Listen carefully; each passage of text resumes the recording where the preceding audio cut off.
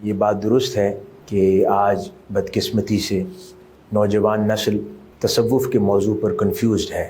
اس کی کئی وجوہات ہیں، ان میں سے ایک وجہ تو خود حضور سیدنا داتا علی حجویری رحمۃ اللہ علیہ نے بھی کشف المحجوب میں بیان فرمائی، اور کئی اور وجوہات ہیں جس کے اوپر محققین اور مصنفین بیان کرتے رہے ہیں۔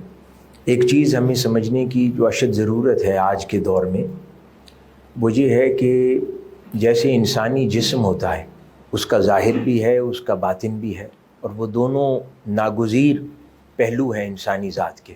اگر جسم نہ ہو تو بھی انسان کا تصور باقی نہیں رہتا، اور اگر اس کے اندر پوشیدہ روح اور جان نہ ہو تو بھی انسان کی ذات کا تصور باقی نہیں رہتا۔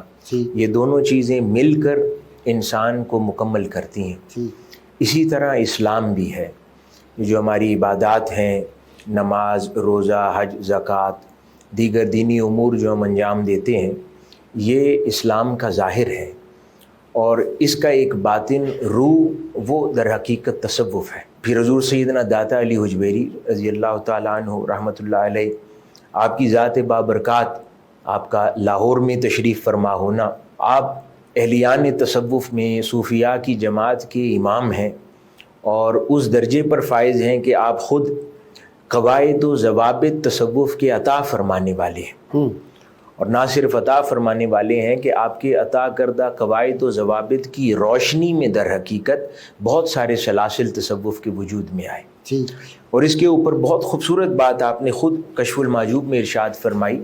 ایک شیخ سے آپ نے اس کو کوٹ فرمایا کشف المحجوب میں، آپ فرماتے ہیں کہ قرون اولیٰ میں لفظ تصوف نہیں تھا، لیکن تمام لوگ اپنے اخلاق اور کردار میں صوفی تھے، حقیقت تھی۔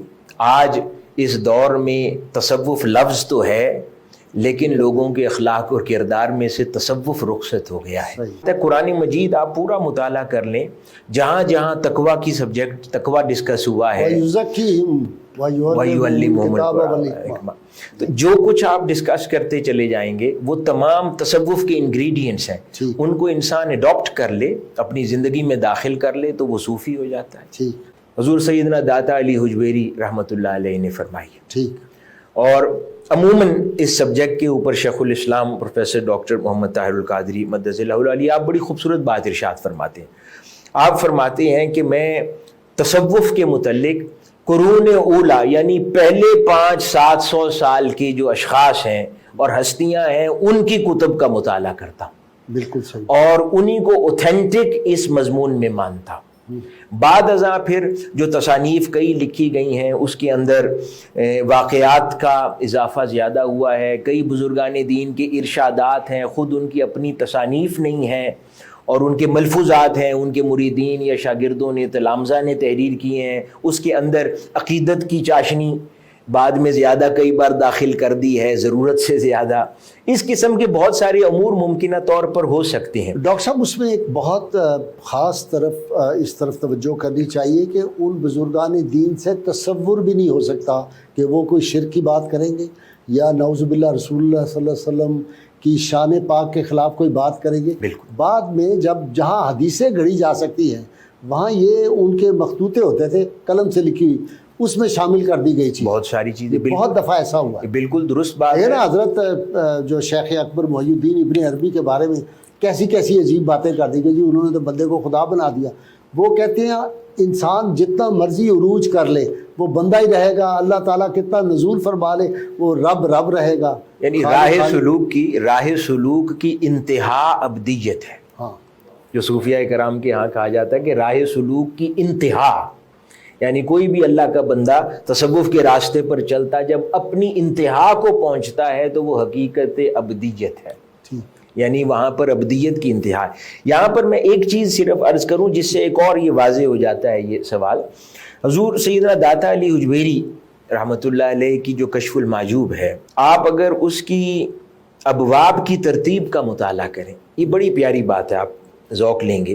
اس کی جو ٹیبل آف کنٹینٹ ہے، کیونکہ یہ صرف اللہ کے بندے صوفی یا بزرگان دین کی جماعت میں سے ایک اللہ والے نہیں ہیں، یہ قواعد و ضوابط کو ترتیب دینے والے سلاطین میں سے ہیں۔ سبحان۔ اس لیے جب یہ کوئی سلطان کوئی تصوف پر تحریر کرتا ہے تو اس کا ٹیبل آف کانٹینٹ بھی معنی رکھتا ہے۔